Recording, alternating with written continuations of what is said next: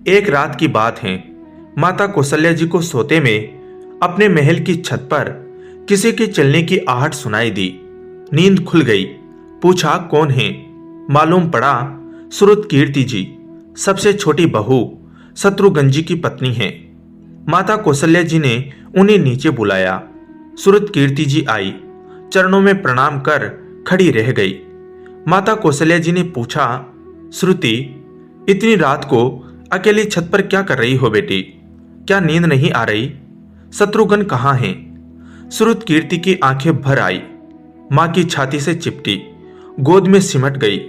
बोली, मां, उन्हें तो देखे हुए 13 वर्ष हो गए। यह सुनकर कौशल्या जी का हृदय कांप कर झटपटा गया। तुरंत आवाज लगाई। सेवक दौड़े आए। आधी रात ही पाल के तैयार हुई।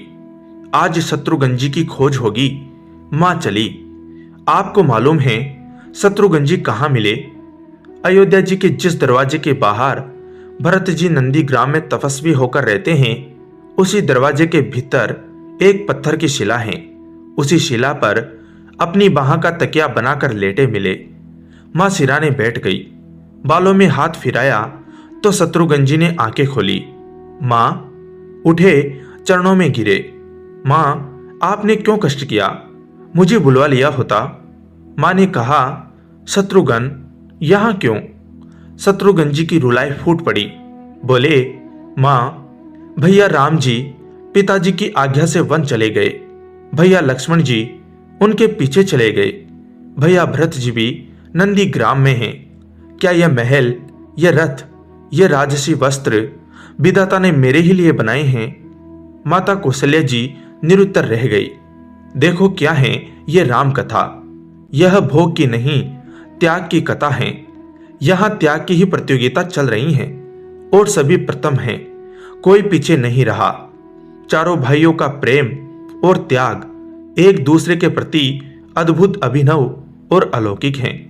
रामायण जीवन जीने की सबसे उत्तम शिक्षा देती है। भगवान राम को 14 वर्ष का वनवास हुआ तो उनकी पत्नी सीता मैया ने भी सहर्ष वनवास स्वीकार कर लिया, परंतु बचपन से ही बड़े भाई की सेवा में रहने वाले लक्ष्मण जी कैसे राम जी से दूर हो जाते। माता सुमित्रा से उन्होंने आज्ञा ले ली थी वन जाने की, परंतु जब पत्नी उर्मिला के कक्ष की ओर बढ़ रहे थे तो सोच रहे थे कि मां ने तो आज्ञा दे दी, परंतु उर्मिला को कैसे समझाऊंगा, क्या बोलूंगा उनसे। यही सोच विचार करके लक्ष्मण जी जैसे ही अपने कक्ष में पहुंचे तो देखा कि उर्मिला जी आरती का थाल लेके खड़ी थी और बोली, आप मेरी चिंता छोड़ प्रभु श्री राम की सेवा में वन को जाओ। मैं आपको नहीं रोकूंगी। मेरे कारण आपकी सेवा में कोई बाधा न आए, इसलिए साथ जाने का हट भी नहीं करूंगी। लक्ष्मण जी को कहने में संकोच हो रहा था, परंतु उनके कुछ कहने से पहले ही उर्मिला जी ने उन्हें संकोच से बाहर निकाल दिया। वास्तव में यही पत्नी का धर्म है। पति संकोच में पड़े उससे पहले ही पत्नी उसके मन की बात जानकर उसे संकोच से बाहर कर दे। लक्ष्मण जी चले गए, परंतु 14 वर्ष तक उर्मिला ने एक तपस्विनी की भांति कठोर तप किया। वन में प्रभु श्री राम माता सीता की सेवा में लक्ष्मण जी भी कभी सोए नहीं, परंतु उर्मिला ने भी अपने महलों के द्वार कभी बंद नहीं किए और सारी रात जाग जाग कर उस दीपक की लौ को बुझने नहीं दिया। मेघनाथ से युद्ध करते हुए जब लक्ष्मण जी को शक्ति लग जाती है और हनुमान जी उनके लिए संजीवनी का पर्वत लेके लौट रहे होते हैं, तो बीच में जब हनुमान जी अयोध्या के ऊपर से गुजर रहे थे तो भरत जी उन्हें राक्षस समझकर बाण मारते हैं और हनुमान जी गिर जाते हैं। तब हनुमान जी सारा वृतांत सुनाते हैं कि सीता जी को रावण हर ले गया। लक्ष्मण जी युद्ध में मूर्छित हो गए हैं। यह सुनते ही कौशल्या जी कहती हैं कि राम को कहना कि लक्ष्मण के बिना अयोध्या में पैर भी मत रखना, राम वन में ही रहे। माता सुमित्रा कहती हैं कि राम से कहना कि कोई बात नहीं, अभी शत्रुघ्न है, मैं उसे भेज दूंगी। मेरे दोनों पुत्र राम सेवा के लिए ही तो जन्मे हैं। माताओं का प्रेम देखकर हनुमान जी की आंखों से अश्रुधारा बह रही थी, परंतु जब उन्होंने उर्मिला जी को देखा तो सोचने लगे कि यह क्यों एकदम शांत और प्रसन्न खड़ी हैं। क्या इन्हें अपने पति के प्राणों की कोई चिंता नहीं? हनुमान जी पूछते हैं, देवी, आपकी प्रसन्नता का कारण क्या है? आपके पति के प्राण संकट में हैं। सूर्य उदित होते ही सूर्य कुल का दीपक बुझ जाएगा। उर्मिला जी का उत्तर सुनकर तीनों लोगों का कोई भी प्राणी उनकी वंदना किए बिना नहीं रह पाएगा।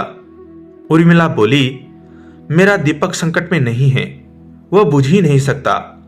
रही सूर्योदय की बात, तो आप चाहे तो कुछ दिन अयोध्या में विश्राम कर लीजिए, क्योंकि आपके वहां पहुंचे बिना सूर्य उदित हो ही नहीं सकता। आपने कहा कि प्रभु श्री राम मेरे पति को अपनी गोद में लेकर बैठे हैं। जो योगेश्वर प्रभु श्री राम की गोद में लेटा हो, काल उसे छू भी नहीं सकता। यह तो वह दोनों लीला कर रहे हैं। मेरे पति जब से वन गए हैं तब से सोए नहीं हैं। उन्होंने न सोने का प्रण लिया था, इसलिए वे थोड़ी देर विश्राम कर रहे हैं। और जब भगवान की गोद मिल गई तो थोड़ा विश्राम ज्यादा हो गया। वे उठ जाएंगे। और शक्ति मेरे पति को लगी ही नहीं, शक्ति तो प्रभु श्री राम जी को लगी है। मेरे पति की हर श्वास में राम है, हर धड़कन में राम, उनके रोम रोम में राम है, उनके खून की बूंद बूंद में राम है। और जब उनके शरीर और आत्मा में ही सिर्फ राम है, तो शक्ति राम जी को ही लगी, दर्द राम जी को ही हो रहा है। इसलिए हनुमान जी, आप निश्चिंत होके जाए, सूर्य उदित नहीं होगा। तो दोस्तों, यह कथा आपको कैसी लगी कमेंट करके जरूर बताएं। अच्छी लगी हो तो वीडियो को लाइक, शेयर और चैनल को सब्सक्राइब जरूर करें। जय श्री राम। धन्यवाद दोस्तों।